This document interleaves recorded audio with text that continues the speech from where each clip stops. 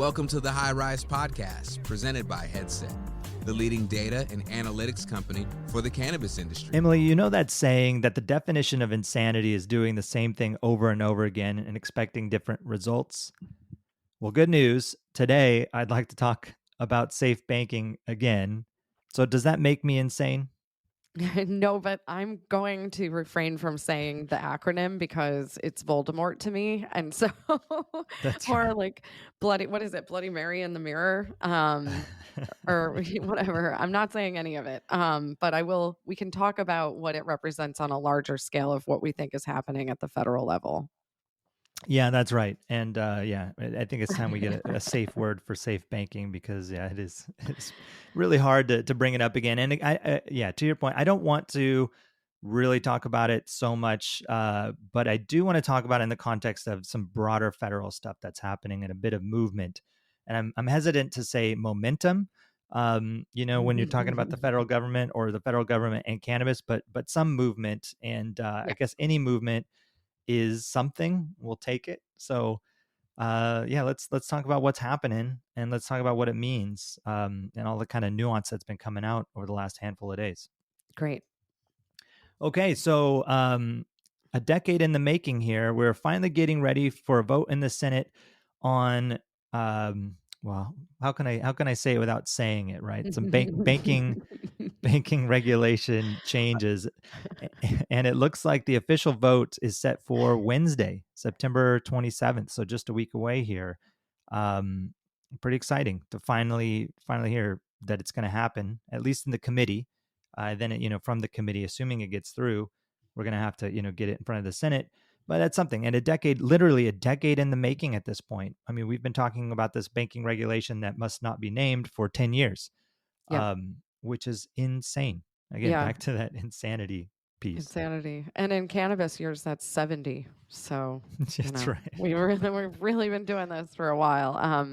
Women's suffrage went on for a lot longer than that, but the argument to get women the right to vote. But this is a pretty watered down piece of banking reform. But we'll see. I don't know. As folks might remember from when I came back from DC, sat in the office of Senator Daines and sat with the ABA and had conversations directly through our investor base with Senator Reid. And it seemed as though things should be going, but then we all know there was that final kind of move on Sherrod Brown's part, to kind of call it that he required 60 votes to leave the committee to get to the floor, which anyone who pays attention to how politics work, his seat is up for reelection, and he does not want to call anything to the floor that he doesn't think he's got already in the bag. So we've got a little bit of self-interest there on getting this through, even though there has been substantial support for it. And Senator Daines' office believed that if they could get it to the floor, they could at least work through the outstanding issues. And so, Cy, the one outstanding issue, which has been pervasive this whole time, is Section 10. And this goes back even to 22 when SAFE was kind of kicking around and we were trying to figure out if it would get done.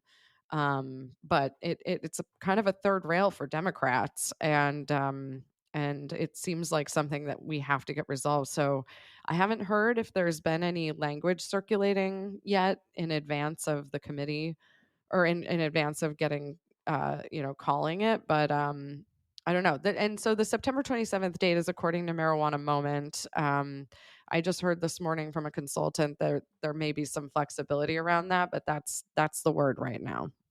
Okay, so subject to change.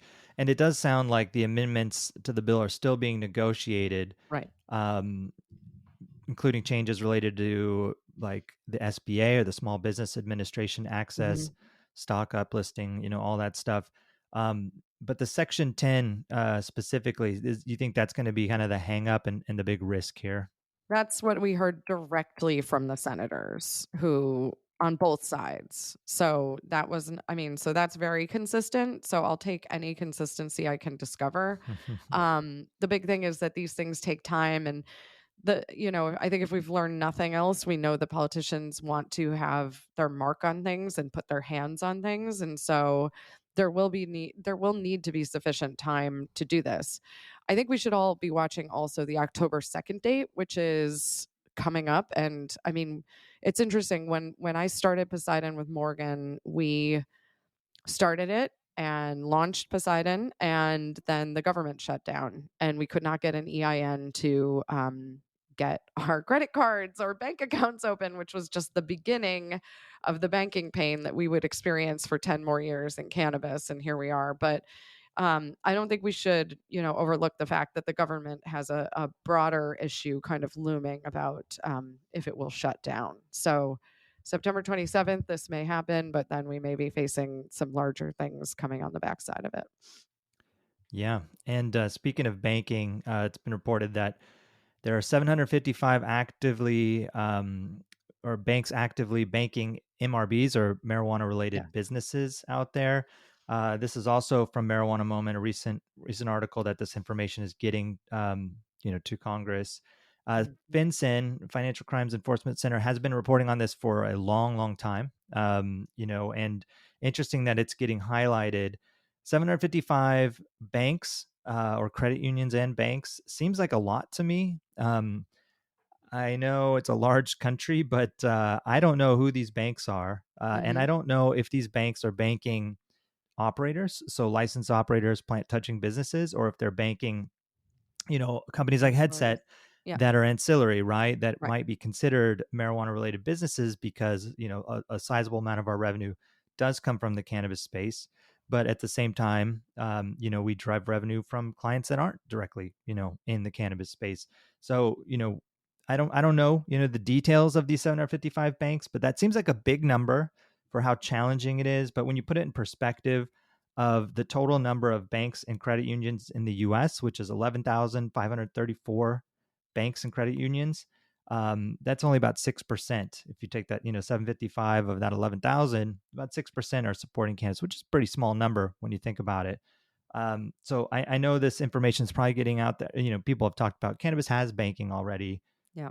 Stop worrying about it, right? But I don't know. I couldn't name 10 banks honestly that do bank, and 755 seems like a large number, but um, kind of just an interesting data point here, related to this banking initiative. But we want to get it to 11,534 banks that support cannabis, right? We don't want 755. But Right. we'll link to this report where you can see kind of these metrics that the federal government's reporting related to banking of MRBs. Right. And it's not just that they're banking because and there I did see there is increasing coalition of the bank support and through probably the ABA to get this done because I think more want to do it. I think they just haven't figured out if the risk is worth it based on what the status is today without the actual bill having been implemented or passed or even brought to a floor vote. But I think the other piece of this is that, yeah, maybe those banks are working with cannabis operators, but that really just means deposits. Just to be clear, that means they're taking deposits. They're probably not able to offer great interest rates, which is devastating in a high interest rate environment. And then further to that, there's no real other business services, and or there's a cannabis surcharge. Like I Right. know, and I won't say the bank, but we used to pay $500 a month just to have a credit or a bank account at one point. Wow. Yeah, I won't ever return there, but it was and the way that they the green tax justification around that was we have to do more work to confirm that AML KYC with you, and especially for us as a financial services firm, we already do so much of that. We have back office, we have every form of KYC AML possibly applied to our business. So um and to your point, we are ancillary in almost every possible way, but it's just one of those things. So there's other aspects to this which could be alleviated aside from just increasing the number of banks that will support the industry. Right, right. Well, it's, again, movement, and hopefully something happens. We'll watch that date closely, and I'm sure everyone will, yeah, see what's happening as it gets a little closer. Stuff's Right. gonna change. It just, at least let's hope it happens, right? And it's like going to be really, really hard. It was already hard to bring it back up on the podcast here, but if something goes sideways again, Maybe we'll just have a policy that it's never to be mentioned, like Voldemort, going forward. But this one feels like it's coming together. But I've said that before. So it's not the only thing that's happening right now. Obviously, the Schedule 3 news that happened a few weeks back. But in addition to that, looks like Congress is going to vote on removing cannabis as a barrier to federal employment. This is the CURE Act, or the Cannabis Users Restoration of Eligibility. They're going to congressional committee is going to vote on this next week, and it's really aimed to prevent denial of federal jobs or security clearances due to cannabis use. It also provides relief for those previously denied opportunities due to cannabis. Right, so this is a no-brainer, and we can talk about some of the numbers, and you can see how this is happening. And like anything, I don't think that this is a way to just give an olive branch to the industry, or support the industry. It's more about supporting the federal government and getting people in, candidates in the pool, right? Getting candidates to come in that are basically prevented from doing it. And they're probably realizing it's going to be a real problem. I mean, there are 23 states with adult use, 24 if you include DC. It's well over 50% of the population Yeah. now that has access to cannabis, 21 and older. And you have the federal government that's sitting there that can't hire a lot of these people because of the use, because they'll check the box for something that's totally legal in their state, and that just narrows the candidate pool. So certainly a self-serving issue, but it's kind of one of those things that is going to have to happen at a certain point. With more and more states legalizing, the federal government just has to deal with it. They can't just not deal with it anymore. That's right. And this is a good example of them like, okay, this is a real problem. I'm sure it's bubbling up, from all these federal divisions that are saying, look, we can't get good candidates, because in these states, a large portion have withdrawn applications or are ineligible. And in this reporting, it says that 30% of individuals aged 18 to 30, and that's, the sweet spot, right, to get people in careers in the federal government, have avoided or withdrawn applications because of their strict policies. A third of applicants, right? And that's just got to whittle down, talented people that they want to reach. So it's kind of interesting that this is happening. It's happening in Congress, happening in a congressional committee. It could be another 10 years, like this banking ridiculousness, before it actually happens. But I do feel like this is just, we're at this point where they have to face it, with so many people having access to something that's legal in their states. Yeah, and I know we've joked about this before, but I mean, my adjacency to Silicon Valley and San Francisco, there's highly intelligent people here, highly driven people, entrepreneurs, everything, and so many of them consume cannabis. And these companies want to hire the best and brightest. So why wouldn't our government want to hire the best and brightest? And I feel like um, the other things that they don't really screen for, that can really impair. I mean, think about when you've had a bone crushing hangover from alcohol.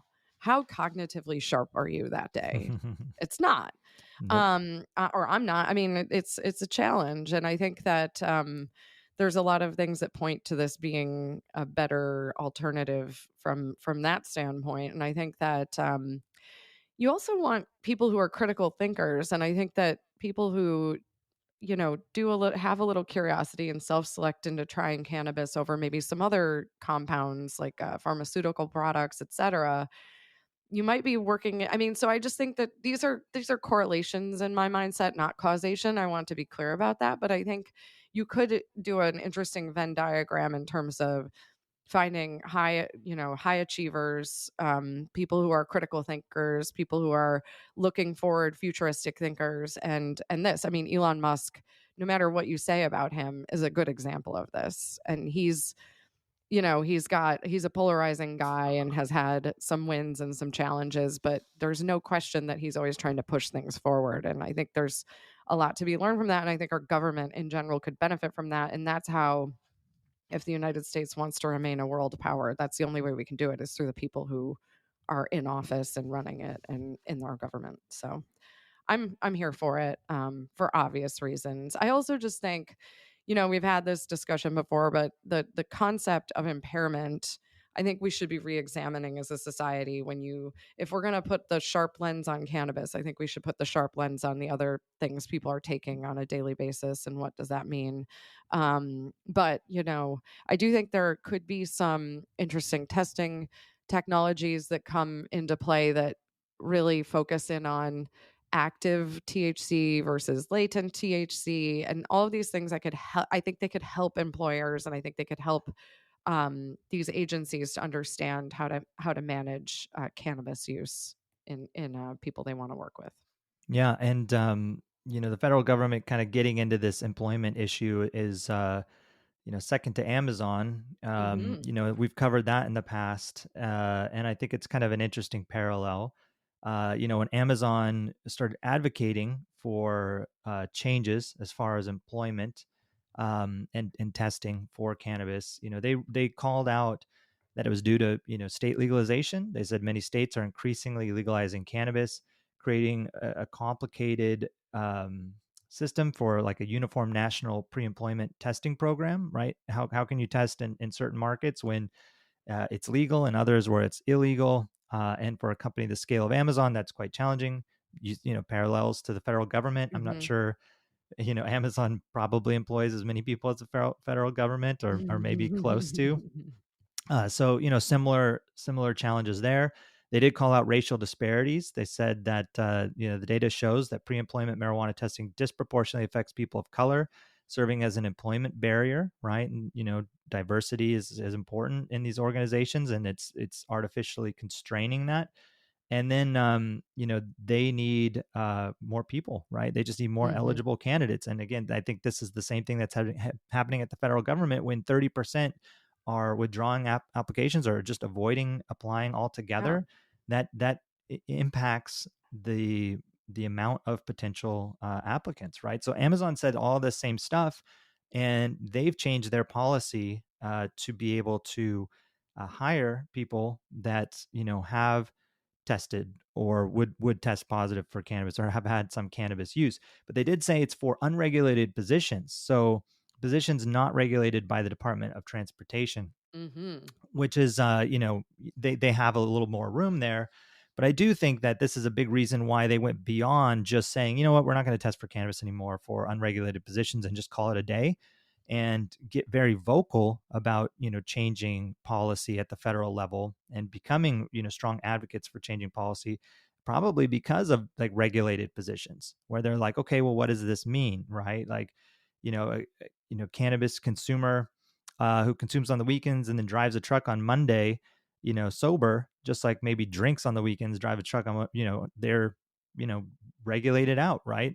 They can't apply. And so, Amazon has these same problems where you've got these different states and different state laws, you've got racial disparities, you've got a smaller applicant pool. So certainly they are in the same boat as the federal government. And so, it's good to see at the federal level, they're thinking about it in the same way. But I think just like Amazon, it's not an altruistic thing. They didn't just wake up one day and say, we want to support these, cannabis consumers, or we want to support the industry. They said we need to hire more people, and the candidate pool is not looking great because of this. Let's go and fix this. And I'm sure the federal government's thinking the same thing. Yeah, the truckers have become very outspoken about this, and for good reason, because there's just not enough. There's not enough. And this is where, then the discussion. I was just listening to Kara Swisher talk about, autonomous long haul trucking and the importance of probably doing that, and then being able to employ people more in the final mile pushes or the city pushes with the trucks. But obviously the unions are going to be watching this, and the truckers themselves want to be able to, like, people want to be able to be employed doing these jobs, but this limitation is pretty profound. And I think you just gave the perfect example of someone who uses it on the weekend and then wants to be driving on Monday, or even like, uses it at night and then drives the next day. Sure. Again, going back to my hangover comment, I feel like the mental acuity of someone who has a bad hangover is a totally different scene from somebody who's consumed some cannabis the night before. So I think that there's a lot of change that needs to come on this, but I'm glad to see groups like Amazon holding up this point. And I think you should cruise on over and see Bezos. He's a Seattle friend, Yeah, right? yeah, yeah. We're gonna hang out later this week, so I'll Yeah. bring it up. Uh, anyways, this kind of feels like a bit of a tipping point. I know, it's not momentum, so to speak, but movement, and I kind of think of it like a glacier, like it's just been sitting there forever. Maybe stuff's happening, but it feels like a big piece of it's going to shear off here, Mhm. and it's going to make a pretty big wave. Just given the rescheduling, given the Mhm. banking in the Senate committee, given the federal employment changes with this Cure Act, given more legalization on the ballot this November, and next November, at the presidential election, it does feel like something is here. There's a storm brewing, right?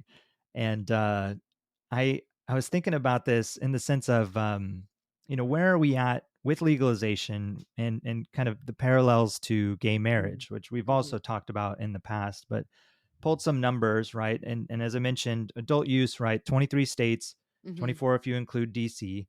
Um, and then that's about 190 million people, or close to 60% of the U.S. population now has access to adult use. It's going to go up if Ohio passes this year. It'll go up when Florida, gets adult use, which seems inevitable at some point. And this all started for adult use 11 years ago in 2012 with Colorado and Washington. And I know with medical, it started in the 90s in California, much much further back than 2012. But 2012 really was the point where anybody could just kind of walk into a store. Well, not literally 2012. That's when it was voted on. 2014 when the stores opened. But I think that's a big kind of differentiator versus like having a medical program, and you've got to go get a doctor's recommendation, and you have to have a qualifying condition, which certainly varies by market, by state. But adult use kind of democratized that, right? You just walk in as long as you're 21. So you got 60% of the U.S. population, and I was looking at gay marriage, and from the time Massachusetts legalized same-sex marriage in 2004 to the Supreme Court decision that legalized same-sex marriage nationwide, it was 11 years, right? And that's right where we're at in 2023 when you look at 2012. So probably felt for those that wanted to be a part of same-sex marriage, probably felt like an eternity from the time that Massachusetts happened to the time that is possible in the entire country. Just like for us, it feels like an Mhm. eternity from Right. 2012 to today. But these things take time. As we know, the federal government does not move, and it feels slower than ever because everything else is moving faster than ever, right? It's like they're just Right. trapped in this slow old system where the world just seems to be accelerating constantly. So it just makes it feel really slow. But I think that's an interesting parallel. And then the last thing is the states. So when the Supreme Court approved same sex marriage, there were 37 states, and DC had already legalized gay marriage. And when you look at cannabis with medical, it's 38 states, 3 territories, and the District of Columbia, right? Yep. So a lot of parallels. 11 years, 38 states. Granted, medical, again, started in the 90s, but just kind of that momentum with adult use. So, all these things kind of feel like it's coming together, and this industry is an industry. It did, I think, $15 billion in tax revenue last year. For the states that have adult use, it employs over 400,000 full-time equivalent jobs per the Banks report Mhm. in 2023. So it's substantial. Feels like the federal government obviously is being forced to deal with this, for a number of reasons, and it kind of feels like it's coming together. And within the next couple years, we may be on the other side of it, as watered down as the Schedule 3 and this cure stuff and banking regulations may end up being. At least it's something, because when you look at just a year ago or 5 years ago, 10 years ago, there's absolutely nothing for this industry apart from what the Cole memo. Right. No, we have to continue to push on all fronts. And, back when I was involved with the Marijuana Policy Project, we actually teamed up with the Drug Policy Alliance, and Ethan Nadelman was the executive director. And at the time, he taught me I learned so much from these guys in the early days, but he told me, politics is a pendulum. And when you're trying to progress, the idea is to just keep it from swinging back as far. And I thought about that with when you were speaking about the movement toward the Gay Marriage Act, and the progress we've seen. I mean, every stat you just read about the state to state opening and the totality of our population that now has access to adult use cannabis, it's that is the pendulum swinging further and further in the right direction and has not swung back, because we have not seen any states kind of walk it back. Actually, I mean, New York being its own issue, it's kind of this random outlier of challenges, but most of the states have progressed forward or at least held steady. And so this is encouraging to me on that side. Now on the federal side, it's just going to continue to have to push and push and push that pendulum and not let it swing back. And you know, it is one of those things I think about with the banking piece of reform that I shall not say the name. But it went through the House so many times and never made it through the Senate. And now we've got it originating in the Senate and then has to go to the House. And so now some of us are like, okay, what happens in the Senate could be very productive, but we got to watch the House. And our window on this is potentially closing, because as we go into the election year and the ensuing bedlam continues around this, I think we'll just have to watch the dynamics of the House, because there's a lot of other priorities jumping on now, and the way that the House is structured in terms of cannabis favoritism has shifted from the times that it was being passed. So, there's a lot of things, but I think one of the takeaways from everyone I know in leadership in our industry is that all we can do is keep pushing, and to your point, pushing on all fronts. And so I think there's going to continue to be multiple efforts that are revealed in the coming weeks. So you have, obviously there was the effort by the groups supporting the rescheduling. We all ideally wish it was D, but it is rescheduling is the discussion at this point. And then further efforts around articulating what that will look like. And then there are other things that are coming. And I think every single one of these steps and efforts is a cumulative approach to trying to show the lawmakers on the Hill that cannabis is here and we're very serious. And so that it should be taken seriously.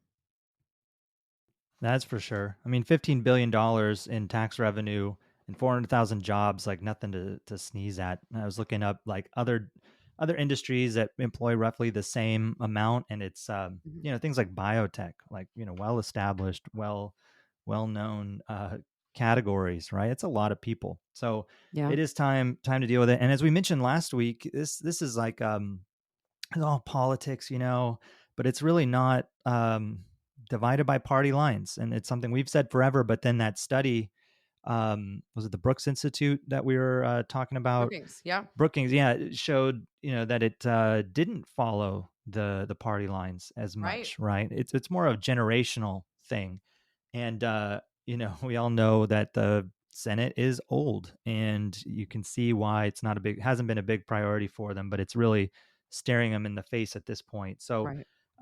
forcing the issue, we just had to wait 11 years for it. But yeah, let's hope that something gives here. I do think that if you fast forward to when this is all done and we're rescheduled and we've got some banking protections and the federal government can hire, even if it stops there, I think it's going to be pretty exciting with renewed interest. I think obviously the operators with things like 280E going away will just have a lot more leeway. The one of the hardest things right now going on is just getting paid, right? And Right. organizations top to bottom, right? It even impacts us, and we're at the end of the chain. Getting paid is tough, and as we talk about week over week, sales are there, right? And a lot of markets are growing. A lot of markets are not growing as fast as they were, or maybe contracting a bit, but they're still at the level where I don't know, there's plenty of sales happening, and it's just hard for people with the restrictions and all the burden with the federal policy that come in to have that free cash flow to be able to pay their bills. So I think that stuff's Mhm. gonna help. And then like longer term, it may be a catalyst for more global change. The US is a leader with drug policy. It's like we're a leader in so many things. Of course, we've got to be a leader in the war on drugs and penalizing, cannabis globally. But I think if we move away from that, then I think the rest of the world will have more headroom to be able to do that as well. So, it's all good, exciting things. If if this banking stuff doesn't happen, well, one, we'll just stop talking about it, and two, we still have things like rescheduling, which obviously there's still some risk, with the DEA and all of that, but things are pointing to the DEA is gonna ratify this. When that is, anybody's guess, but there's a lot of other avenues and a lot of other positivity. But if all of these things happen right now, it's kind of a nice little perfect storm of federal change. So fingers crossed. I don't know. It's been a while since we've had some exciting kind of glimmers like this. I mean, when we were talking about SAFE so long ago when we first started, and that was the exciting thing, and continued to not happen. This feels a little different. Feels just a little more substantial than anything in the past. So fingers crossed. It's movement, maybe not momentum, but let's hope it happens. And if it doesn't, yeah, we will not summon Voldemort. We will not say the name 3 times and have a Beetlejuice pop up. We'll just avoid talking about banking ever again. And BTW, if it doesn't happen, business as usual. We've made it through. I mean, I think the crush of this was felt the most of it not getting introduced or passing in December of 22. We felt it through Q1. Obviously, some of us got kind of pumped about what could happen in early summer. Didn't happen. So here we are. We know how to do this. We are now in the final stretch of 2023, and we still don't have banking reform, and we all still here. So that's it. I That's mean, right. And it anything does yeah. make these constraints really make some. It's tough on the one hand, obviously, but it also drives some efficiencies and Yep. some resilience in these companies. So yeah, For sure. we're here, companies are here, the industry's here, and they're just going to be better for it in the end, as painful as it is. So yeah, and before we wrap up here, I do want to announce that we're going to be doing a Headset Live podcast recording at Benzinga next week. That'll be Thursday the 28th, about 4 p.m. Go and check the schedules. Excited to be able to do the podcast live. Excited to be able to connect with our audience while we're in Chicago. Yeah, and this is going to be kind of a celebration of, well, Poseidon will be in cannabis for 10 years. Sai, you've been longer, and our guest, Chris Crane, has been longer as well. And it's actually going to be a great discussion talking about what we've all experienced in those 10 years plus, and what we think is going to happen in the future. And so should be pretty interesting. Everywhere I travel, I meet people who listen to the High Rise, and we get notes in and comments and questions, and love the participation. So we're hoping this will be a lively and interactive event. And it's at 4:40. It's wrapping up the day, so maybe while we can't maybe consume cannabis at the Marriott, I would say maybe grab a beer and come and hang out with us at the main stage, and we'll have a good time.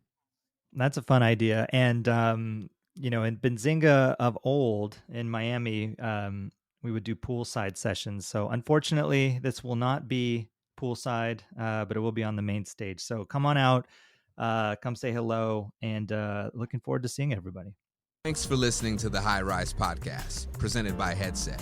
For more information on Headset, visit headset.io.